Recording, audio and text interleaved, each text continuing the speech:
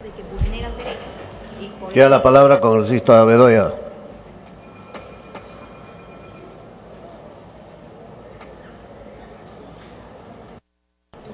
Gracias, señor presidente. Este tema lo debatimos en términos semejantes el día de ayer en la Comisión de Constitución y, como bien ha recordado el vicepresidente de dicha comisión, Edgar Raimundo, fue aprobado por unanimidad con excepción del artículo 3, que es el único que está originando controversia en este debate. En consecuencia, voy a ceñirme a ese artículo, porque el resto de la ley aparentemente no origina, no suscita controversia alguna entre los congresistas. ¿Por qué se establece en la parte final que no tienen derecho a veto las comunidades indígenas o los pueblos originarios? Porque el espíritu del convenio, conforme lo establece el artículo 6.2, es que las consultas que se lleven a dichos pueblos debe ser tratada de buena fe y de una manera apropiada a las circunstancias, con la finalidad de llegar a un acuerdo o lograr el consentimiento acerca de las medidas propuestas. Ese es el espíritu con el que se van a negociar o a plantear las cosas. Si es que hay consenso, si es que hay acuerdo, entonces eso es vinculante, es obligatorio para ambas partes. En el texto sustitutorio al proyecto de ley que yo presenté, en el artículo 15, expresamente ponía que en esos casos dicho acuerdo es vinculante. En el texto definitivamente aprobado se elimina la palabra vinculante y se pone es obligatorio. Términos más, términos menos, ambos significan lo mismo. O sea que cuando las partes han coincidido, han convenido, han llegado a un entendimiento y acuerdo, esto es obligatorio para ambas partes.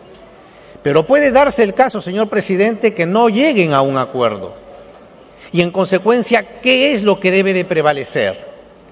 ¿El pensamiento de los pueblos originarios o el pensamiento del Estado? Y creemos que tiene que ser el Estado, porque el gobierno que encarna el Estado durante un quinquenio ha sido elegido para gobernar. Y porque establecer que una determinada comunidad o pueblo tenga derecho de veto y en consecuencia paralizar al Estado, significaría admitir que estamos permitiendo un Estado dentro de otro Estado.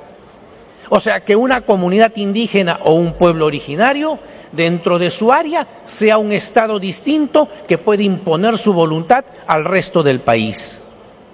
Y esto no es así, no solamente por disposición constitucional, señor presidente, que es lo que menos van a entender algunas personas.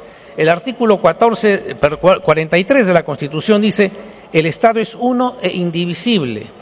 Su gobierno es unitario, representativo y descentralizado y se organiza según el principio de separación de poderes. O sea, es un gobierno unitario. No admite, señor presidente, un Estado dentro de otro Estado. Pero este tema no es que se plantee ahora por primera vez. No estamos nosotros descubriendo estos impases. Este es un tema que se puso en el tapete hace mucho tiempo y por eso hace también mucho tiempo la Defensoría del Pueblo formuló las consultas pertinentes.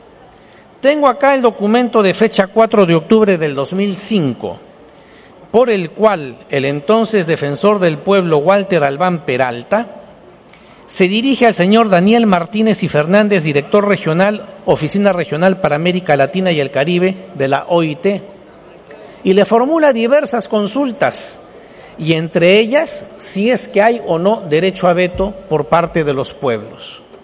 La respuesta llega un par de años después, el 23 de julio del 2007, y la respuesta ya es dirigida a Beatriz Merino, que ya estaba al frente de la Defensoría del Pueblo.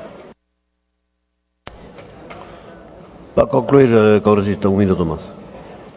Y en la parte pertinente de esta respuesta, en forma oficial y bajo la firma de Cleopatra Dumbla Henry, directora del Departamento de Normas Internacionales de Trabajo, dice: En otro punto de su comunicación indica que para las organizaciones indígenas el derecho a veto es un componente esencial del derecho a la consulta previa.